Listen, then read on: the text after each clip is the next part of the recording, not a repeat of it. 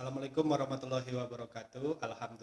Alhamdulillahirabbil alamin. Wassalatu wassalamu ala asrofil anbiya'i wal mursalin wa ala alihi wa sahbihi ajmain. Puji beserta syukur kita ucapkan kepada Allah Subhanahu wa taala. Berkat rahmat dan karunia-Nya kita bisa melaksanakan kuliah perencanaan pendidikan hari ini. Kemudian selawat beriringan dengan salam tidak lupa kita sampaikan kepada Nabi besar Muhammad sallallahu alaihi wasallam. Karena berkat syafaat beliau kita berada di dunia berilmu pengetahuan sekarang ini. Bapak, Ibu, dan dosen pembimbing, perkenalkan kami dari kelompok 1 akan membahas tentang makalah kita yang berjudul Perencanaan Pendidikan dengan subtema Perencanaan Kurikulum. Pada kesempatan hari ini sebelum disampaikan materi, alangkah baiknya kami sampaikan anggota kelompok 1 dulu. Yang pertama saya sebagai moderator Dedi Henrys, kemudian sebagai penyaji Ibu Lisa Laswardi, berikut ada Ibu Yusra Devawati dan Ibu Sofia Majid. Nah, untuk itu selamat menyaksikan kuliah kita hari ini tentang perencanaan kurikulum. Baiklah, kita akan membahas tentang perencanaan kurikulum. Yang pertama, pendahuluan. Latar belakang. Berdasarkan Undang-Undang Nomor 2 Tahun 1989 tentang Tujuan Sistem Pendidikan Nasional dan Undang-Undang Nomor 20 Tahun 2003 tentang Sistem Pendidikan Nasional, dinyatakan bahwa kurikulum sebagai pedoman penyelenggaraan kegiatan pembelajaran untuk mencapai tujuan pendidikan. B. Rumusan masalah. Yang pertama, apa pengertian perencanaan kurikulum? 2. Apa saja karakteristik dalam perencanaan kurikulum? 3. Apa saja azas-azas yang digunakan dalam perencanaan kurikulum? 4. Apa peran kurikulum? 5. Bagaimana tahap-tahap dalam perencanaan kurikulum? C. Tujuan penulisan. 1. Untuk mengetahui pengertian perencanaan kurikulum. 2. Untuk mengetahui karakteristik dalam perencanaan kurikulum. 3. Untuk mengetahui azas-azas dalam perencanaan kurikulum. 4. Untuk mengetahui peran kurikulum. 5. Untuk mengetahui tahap-tahap dalam perencanaan kurikulum. Pembahasan. A. Pengertian perencanaan kurikulum. Sebagaimana kita pahami sebelumnya, perencanaan merupakan pengorganisasian, pengarahan, dan pengawasan dalam suatu kegiatan.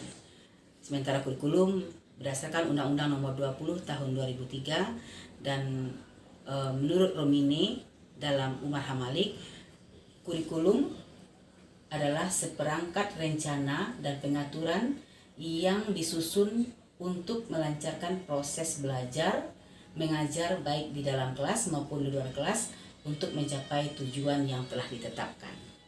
Dari pengertian yang dua tadi dapat kita simpulkan bahwa perencanaan kurikulum adalah suatu proses dalam membuat keputusan tentang tujuan belajar, cara ketercapaian tujuan belajar, serta keefektivitasan dan kebermaknaan metode berdasarkan kurikulum yang telah ditetapkan. Yang bertanggung jawab dalam perencanaan kurikulum menurut beberapa para ahli yaitu pertama, pemerintah pusat yang di bawah naungan Kementerian Pendidikan dan Kebudayaan, pemerintah daerah di bawah naungan Dinas Pendidikan dan cabang Dinas Pendidikan. Yang ketiga, kepala sekolah sebagai top manager dalam satuan pendidikan. Selanjutnya, tenaga pendidik dan pendidik sebagai manajer dalam pelaksanaan pembelajaran.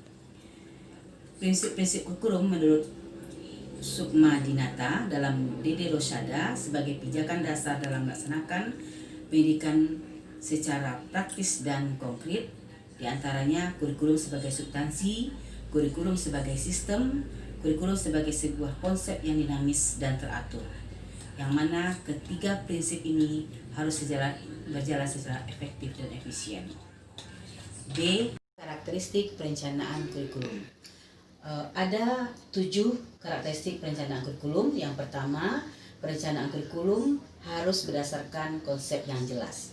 Yang kedua, perencanaan kurikulum harus dibuat dalam kerangka yang komprehensif. Yang keempat, tujuan-tujuan pendidikan harus meliputi rentang yang luas akan kebutuhan dan minat yang berkenaan dengan individu dan masyarakat.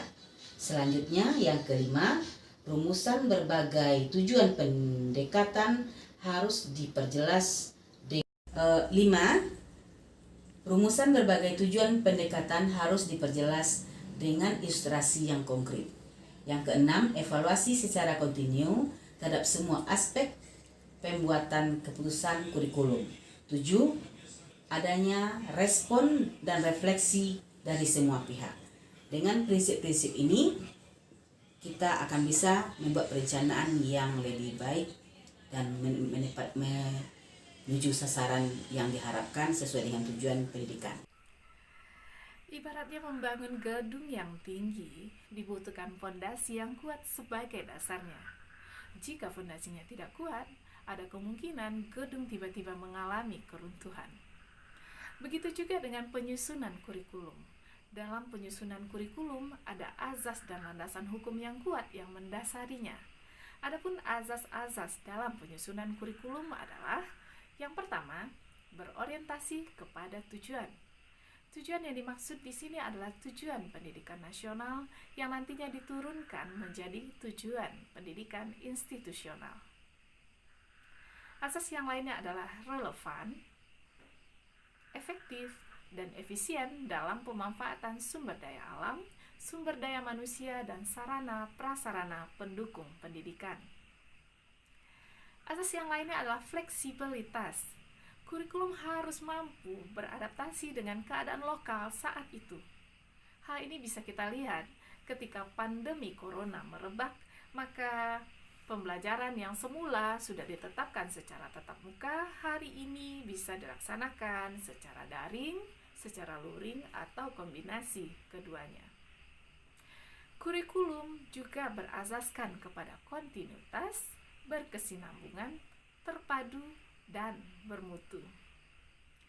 Jika kedelapan azas ini sudah mendasari penyusunan kurikulum, maka kurikulum dapat berperan sangat penting dalam dunia pendidikan, di mana peran kurikulum adalah: pertama, kurikulum berperan penting dalam pendidikan dan pembentukan karakter anak bangsa.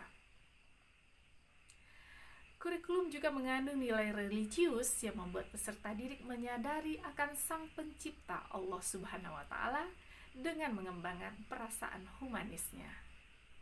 Kurikulum berperan penting sebagai kunci keberhasilan pendidikan nasional.